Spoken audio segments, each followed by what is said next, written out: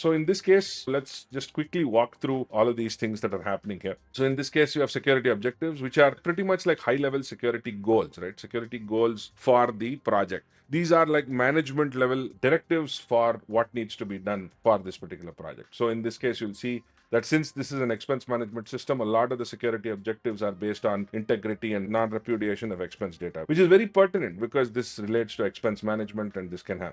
And you'll see that this connects to the entities, it maps to the frameworks like PCI DSS because we've mapped it against that. So that's one of the cool things you can do. It automatically starts mapping each and every relevant object to that particular compliance that you've selected as part of this. And it only maps it against the relevant standard, it just doesn't map it broadly. It actually maps it very specifically against it. So you'll see that it generates very high fidelity security objectives. It also, once you start uploading diagrams, in this case, we have uploaded a diagram that relates to the system itself. So the diagram that we've given in this case is this particular application. This is the system that we are doing, which is the expense management system. And once we upload this diagram, it automatically creates an internal map of all the entities of this diagram, right? So it basically captures things like which are the entities, what are they mapped to, what kind of relation that has to other things. It also gives you some kind of description as to what that entity is probably doing. So it gives you an understanding of those entities. And it also, and as the other objects get populated, so for instance, this entity is connected to these other entities,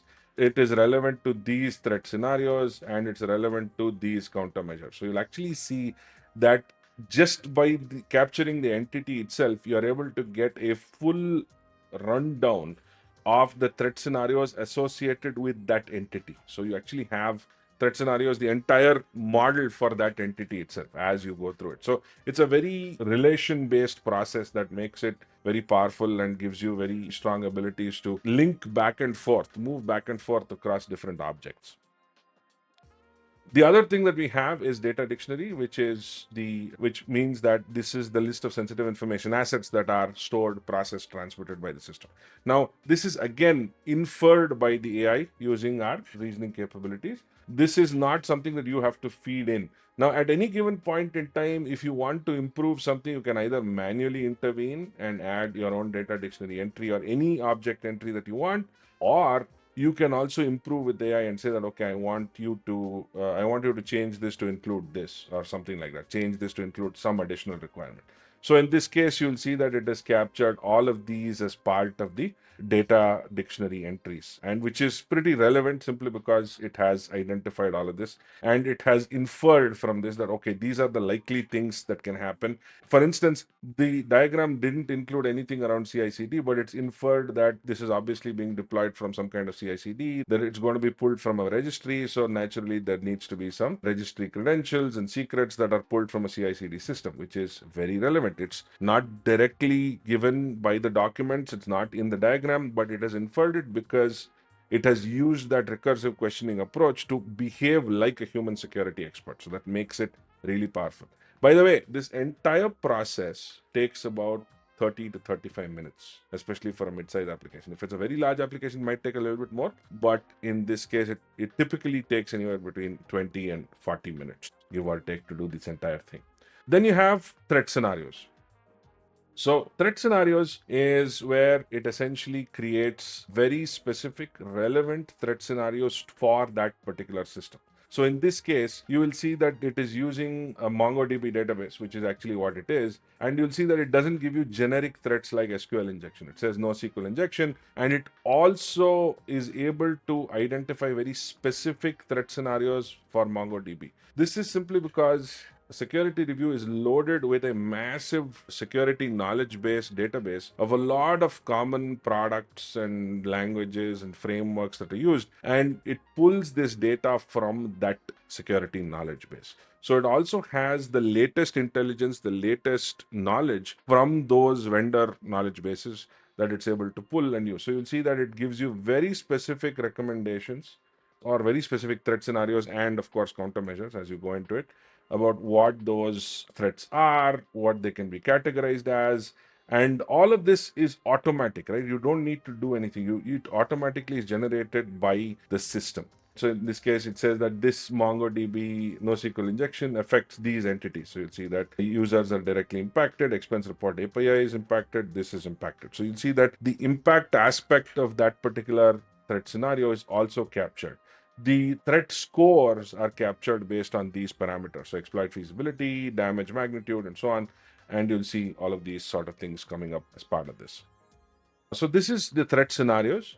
Now let's talk a little bit about countermeasures, which is actually one of the most comprehensive features within security review and one of the toughest things for people to do. So I've seen teams really struggle with coming up with good countermeasures and good threat scenarios simply because they may not have the technical expertise to understand security and the technology in depth. So imagine having a security expert and a technology expert in the room with you and being able to give you the deepest insights around this. And that's what a security review aims to do. So you will see that it gives you very specific recommendations. So you will see that it's added things like immutable image tags in Elastic Container Registry, disallow privileged containers, and host space name sharing. So you will see that the countermeasures are very specific. It gives you very specific recommendations. And to add to this, security reviews countermeasures also have an incredible amount of additional intelligence. So it gives you descriptions, implementation steps, the references. It gives you the score of the implementation. Now, one of the things that we've done is followed the NIST best practices to actually tell you that, look, this countermeasure is going to cost you this to implement, which is it does a 3 out of 5 on attack surface reduction. Implementation efficacy is 4 on 5, which is pretty good. So it tells you that that is the benefit of doing this, and it gives you an effective score of 3.1 on 5. And it tells you that this is affected, this is impacted by this. So this is privileged containers on the API is what is impacted. And it gives you that that particular countermeasure is essentially applied to all these different threat scenarios. By applying this one countermeasure, you are able to achieve some sort of an impact on all these different threat scenarios. And that's one of the benefits of using the countermeasure system that we have. In fact, one of the cool things that you'll see is that there is a reverse lookup capability here as well. So let's say within the threat scenario, you want to see which countermeasures actually have a high impact on this particular threat scenario. So if you see disallowing, in this case, the SSRF based IAM credential extraction is a very valid threat scenario in this case because the entire infrastructure is hosted on AWS. And you'll see that this particular thing is IMDSV1. You'll see that it actually gives you a residual risk score based on how that threat scenario interacts with this particular countermeasure and what effect and what severity is produced by that. And that's one of the cool things with security review because it gives you a much more detailed perspective of that rather than just give you like a disjointed experience of the threat and countermeasures. And with all this, you can start to assign these countermeasures to people. So, for instance, you can start assigning countermeasures to different people, have them mitigated. If you start adding Jira or other workflow tracking systems, you will unlock capabilities to start assigning it to different people. You can export it. You can start automatically mitigate it and saying that, okay, how did you implement this? You can assign it to certain people and they can say that whether it's implemented, partially implemented, and so on. In fact, if you use the questions based workflow that we have, it will automatically generate findings and tell you whether the control was properly implemented or whether the control was enough or not enough, right? So it actually gives you some level of adequacy in terms of being able to determine how good the quality of the control was or the countermeasure was. So it actually gives you all of that stuff. So this is the review bit, and you can essentially create any number of reviews, especially because this is being hosted in your own environment. We do not restrict based on users. We don't have a user restriction.